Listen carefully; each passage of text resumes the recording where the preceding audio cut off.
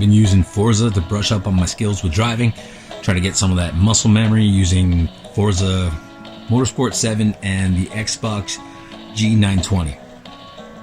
Got a steering wheel adapter on it and stuff, real size steering wheel, shifter box, using the clutch pedal.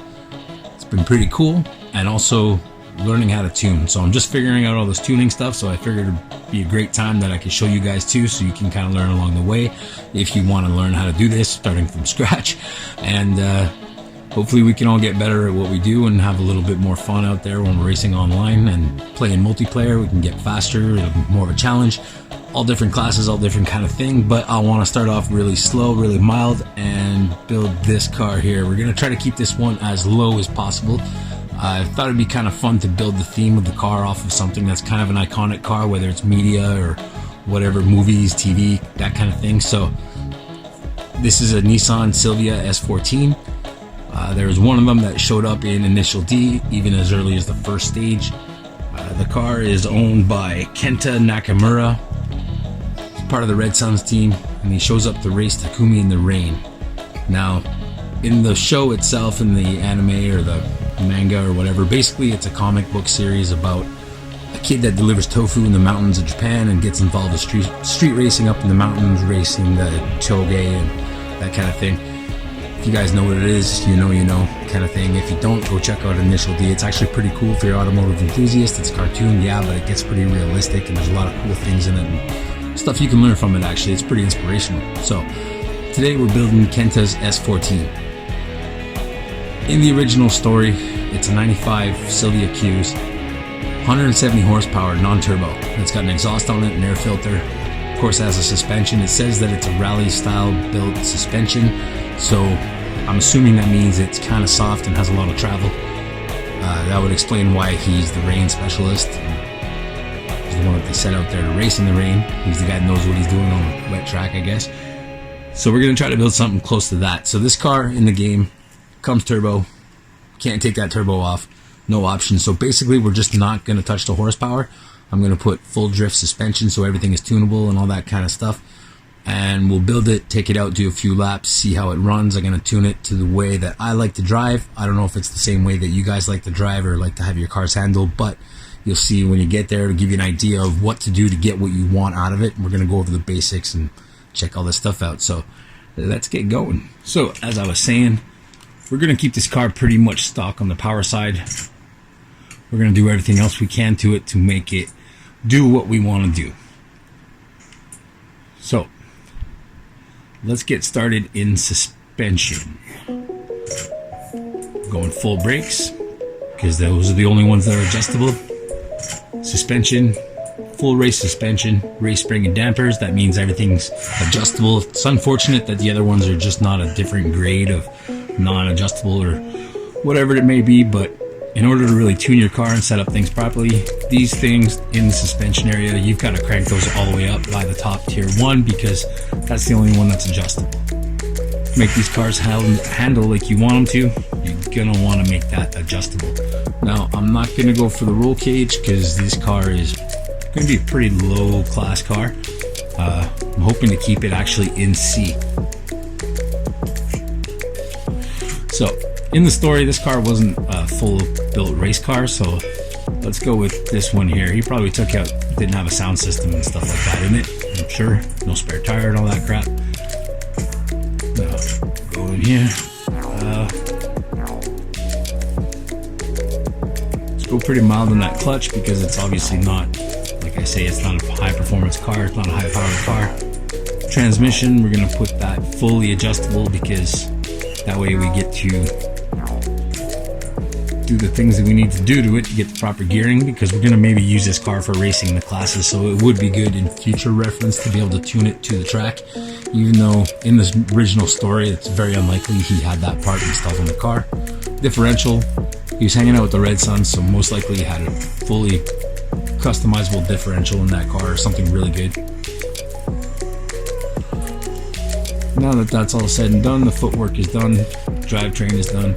Like I said, we're leaving all the power stock, so we won't really touch this, except for in the story it says it has an exhaust and an air intake. So let's go stage 1 on these because It's a non-turbo car, so he's not going to go all crazy on it. I'm probably pretty sure. Seems pretty reserved. Let's do the sport one since I already own it. Modulated parts. It's always nice and fun. Now let's get into some tires. Now, definitely wasn't racing on stock tires, hanging out the REDSUNS in the rain, stuff like that. Street, maybe sport. Throws us all the way up to 5. Oof, that's harsh. Let's see what the size is. Well, we'll try to shave something off somewhere else. So street tires, keep the stock width, 205s. It's not a whole lot, but this car really doesn't have any power in it, so we'll see what happens after we get the body kit and mags done on it, because very often the weight of the mags will affect your performance index, bring it up or down. So will the body parts, because it puts downforce on the car, which in turn, downforce will slow you down. So, kind of makes sense. Let's throw some mags on this. Now, the closest thing I could find to the original mags that were in the story are Speedline 2014s. These right here. Looks pretty accurate to me. I guess those were a little lighter than stock, because now we're at 505. Let's put some size on these things and make them a little heavier. Take down the performance index. We're at 505 right now. 16-inch wheel. Let's put a 17 on there. 18 maybe. Let's go. Yeah, let's go 17s. Go 17 in the front. 17 on the back. Still at 505. Hopefully the Arrow is going to bring that down. If not, we'll throw some body stiffness like strut bars, something like that, because those add a bit of weight. Sometimes it brings down the index. I'm not too sure. Again, closest one I found to the storyline kind of deal was this. The trial kit for the wing. Unless there's something similar to that that's a little nicer. The stock one is the one that's actually in the story. Unfortunately, because there's some kind of cool ones, but we can save that for another build. Yeah, we're going to leave that stock. Now, before I get too far into the body kit and stuff and making it look good, let's maybe change that suspension setup, drop it low on the ground.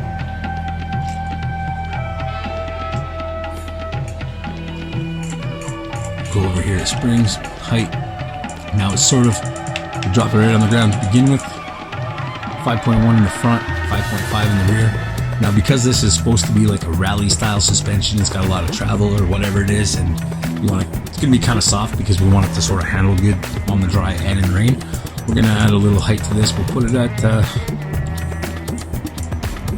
let's go 5.9 in the rear, 5.5 in the front. I think that should be all right. Back to the upgrade shop.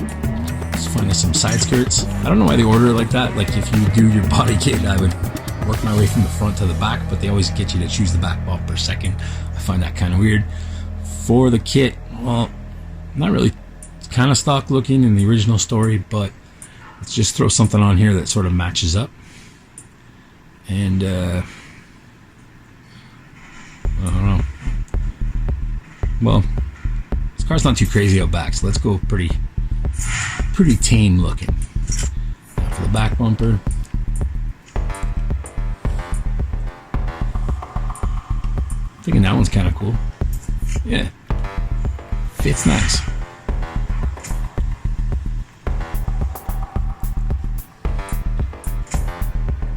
Okay, so we're still at 505. That sucks. Let's pull something out of it. Let's see if the cage adds enough weight. Bring it down. 501. Oh, that's so close. Alright, let's take some power out of it then. I don't want to break into the B class because I'm not sure what this car's about, how it's going to be. Alright, switch to this one. Get 497. We could add a little something somewhere. Get a little extra. 6. Nope, too much extra.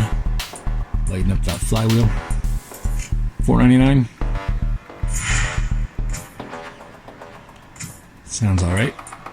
So that should pretty much do it. Now before we take it out on the track for a run, let's go into tuning. Let's see what we can do here. So tire pressure, I'll bring it down to, I like to put it at 28.5 because I find when the tires heat up, it usually reaches a pretty optimal temperature. We'll check that in the tuning and we'll go from there. We'll leave the gearing the way it is. The alignment's, well, it's a lot of camber, but we'll leave it like that. The caster, I like to bring it up all the way because I'm playing with the wheel and I am kind of like a drifter by trade, so I want to self-steer a little bit and make it come back. Anti-roll bars, they're pretty soft in the back. That's good. That helps with traction. Spring rate, it's pretty mild too. I'm probably going to leave it right there. Spring, depending on the balance of the car, I might play with that a little bit. Pretty much leave it the way it is. Braking force, I like to have a little bit more to the rear. That way I get that turn in on the braking entering the corners.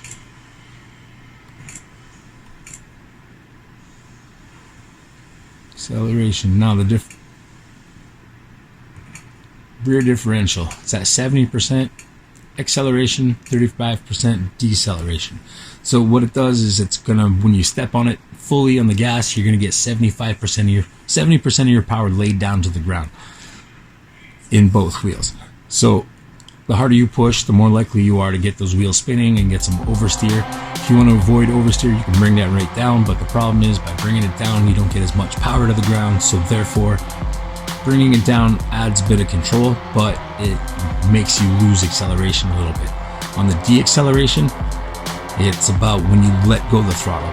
If this was put up to 100%, it would be like a welded differential. So as soon as you let up the gas, say you're turning into a corner, you let off the gas, both wheels would slow down at the same speed, essentially locking up on the engine compression. So that could technically start you oversteering. Sometimes it's good to help you slow down, keeps you stable while braking, but in other situations, you might want to loosen it up. So if you want to have a lot of control over the car when you're deaccelerating or you're off the gas, bring it down. If you want it to slow down the car a little bit, be more stable, braking in straight lines, but less stable cornering, you crank it up. Again, it's a balance between handling and speed, basically, in reverse concept. So I'm going to bring this down to, I'm going to put this down to nothing because we might run in the rain. And I'm going to put this for starters at 60. We're going to see how that goes. Alright, so I'm going to throw down a few laps. We're going to pick the track here. Let's go to Brands Hatch because that has a good option for a short course, which is good while tuning because we got to check a few things and see a few things in the telemetry. We'll get there in a second. And also, we can run this one in the rain, I believe. Yeah. So, it's a pretty good testing ground for this car, what it's going to be set up to be. And let's go for it.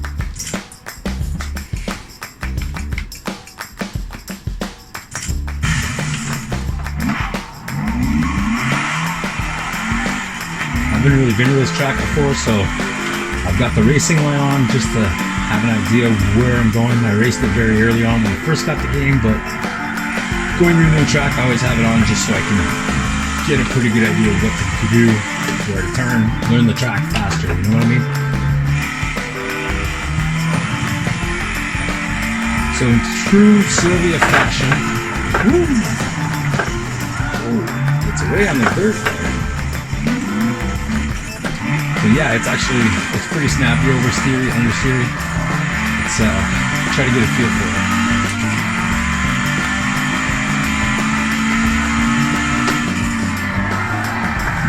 So the braking definitely did it. It really oversteers when I get in the brake. Too much. You have to bring it back down. And it oversteers on the throttle too. So it's actually kind of pretty well balanced the way it is.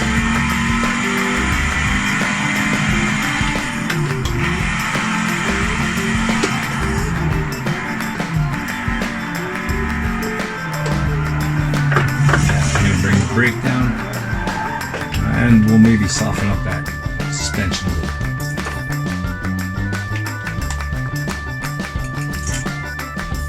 Tune setup, side good, gearing is good for now. Good, let's bring this down to up there. Bring this down too. Springs, we'll bring them down.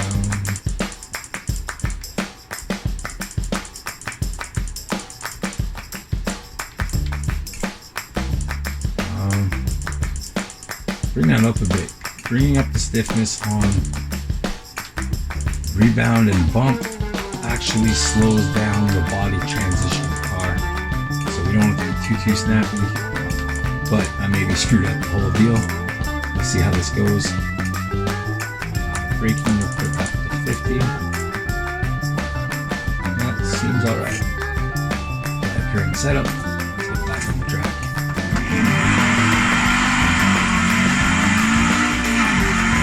You can see in the movement of the car when it shifts that the spring rate's gone down because it's got more action going on. Yeah, that's cool. That's a little better, eh?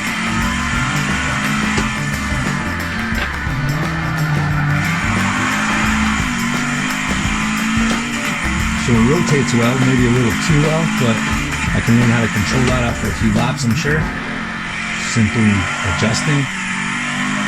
It oversteers a bit on acceleration as well, which is good. Because we don't want that to make it around the corners. It's going to rotate in the rain. You want it to be kind of predictable. So since it's well balanced, it rotates on acceleration and deceleration pretty good. I'm hoping that transfers to the rain and the soft suspension. It'll give it more traction on the slippery surface.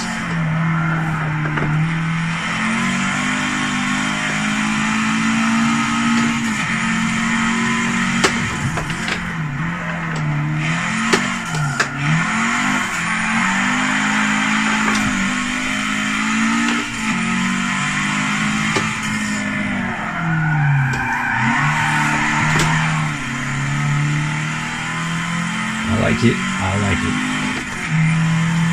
So we'll finish this lap and then we'll go back and check out what the settings are and finish off the tune.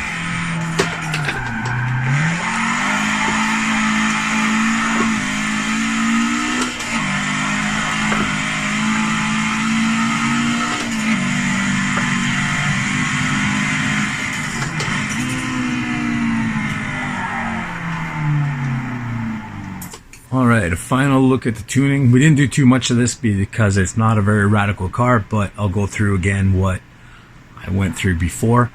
Tell you about everything that I changed and what it should have done and what I hope it did. And maybe it's going to handle like complete crap in the rain. I don't know yet, but it's a good basic balanced tune, I feel. Stock setting, it oversteered a little bit too much on the braking, on the corner entry.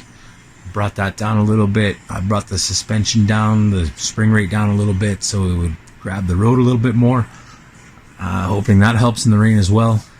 Tires are kind of narrow. That I don't know if that physic will help in the rain, but maybe because less contact patch, less likely to hydroplane. I guess we'll test that out and see what it's like. But let's go through this one by one. Tires, I brought them down to 28.5 PSI. Often I'll check in the telemetry when the tires heat up. They tend to go up a little bit in pressure, and there's an ideal pressure that you want them to get at. Hot air expands, so the PSI increases as the tires warm up as you're racing. There's a way to check that in the telemetry. I'll get into that in another video probably. I just wanted to get this started and get a quick one out. So tires down to 28.5 from 30. Gearing, I put a race transmission in it. Basically left it like that. 368 final drive. Gearing seems to be pretty good. I only did a few laps, but it's not like topping out right before the corner where I'm not sure if I should shift or not. It's not displaying that kind of deal. And it's a stock engine setup more or less, so the RPM range is pretty low. It's pretty easy to stay in the power band. That stayed all there. The alignment I left the way it was on a race suspension. It's actually pretty good. I should probably I was gonna maybe tow in the rear to give it a bit of stability on the exit of the corner, but I'm gonna probably leave it like that. It's an S chassis, so it's well balanced. It tends to self-steer on its own, but I brought the caster I just changed that one a bit. I brought the caster all the way to 7 degrees, and that makes the self-steer when you're coming out of a corner a little bit more aggressive and a little bit more accurate, I feel. Anti-roll bars, I brought those down quite a bit. I left the front a little bit higher. The front's at 21.46. I left it higher than the rear because on stock setup I found it was oversteering, too much in corner entry. And so I brought that up in comparison. I brought them both down to make it grab the road a little bit better, get the suspension to travel a little bit more, again hoping it helps in the rain.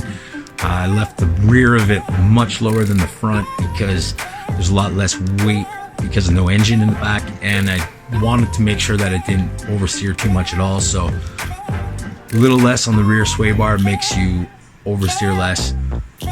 A little less in the front sway bar makes you understeer more. Got it? The spring rate I brought right down, leaving it again a little stiffer in the front to compensate for engine weight. I brought it down so that I can get more function out of the shock, more travel. That way you get more weight planted on the tires with the traction. Again, hoping it helps in the rain. For that reason, I didn't totally slam this on the ground. Usually I bring the car down as low as I can because number one, it looks pretty sweet. Number two, it's better lower center of gravity. Makes sense, right? This one I left a little higher because with that soft spring rate, I wanted to make sure that I had a bit of travel in the suspension and didn't bottom out everywhere. Damping, I actually brought these up because I wanted them to slow down the weight transfer of the car. In the rain and stuff, if it's snappy, it makes it a little unpredictable if your weight transfer is really quick because it can transfer and then break traction. So I slowed it down, hoping that the weight transfer slowing down will be more precise, more predictable. Both the rebound front and back, I brought the stiffness up with those. Downforce I didn't touch. It's not even adjustable anyway. Brake balance, I brought it back to 50% because I found that there was way too much oversteer when braking into a corner.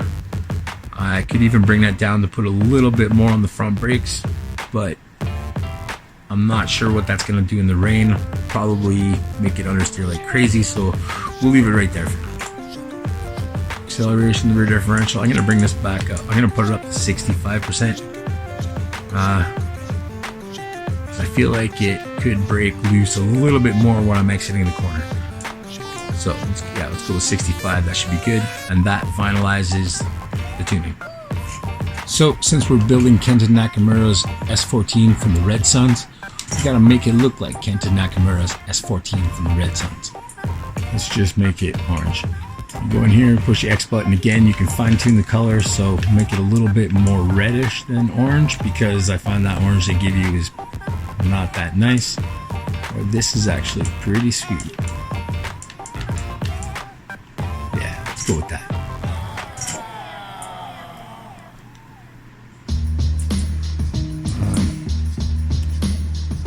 Wheels, they look pretty good the way they are, but let's go see what the brushed metal looks like. That might be pretty cool, pretty close to what he has. Kind of a lighter color, I believe, in the original story.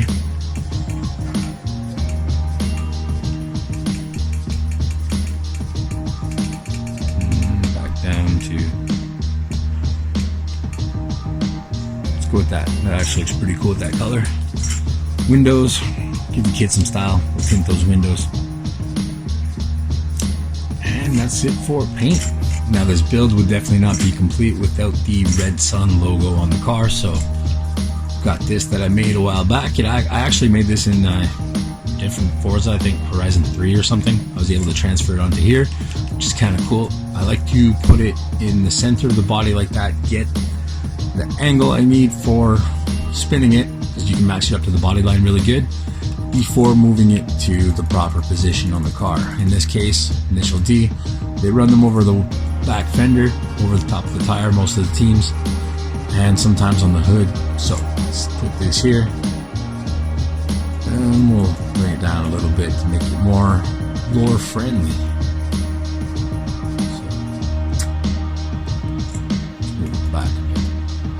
That looks good.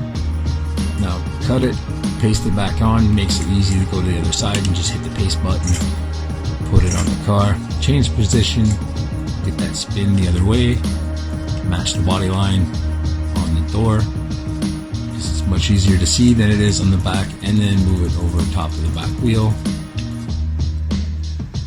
just like on the show. So just one quick look, make sure that I got it in the same spot. Not bad. Kenta Nakamura's S14 of the REDSUNS. Originally appeared in Initial D first stage, racing downhill in the rain.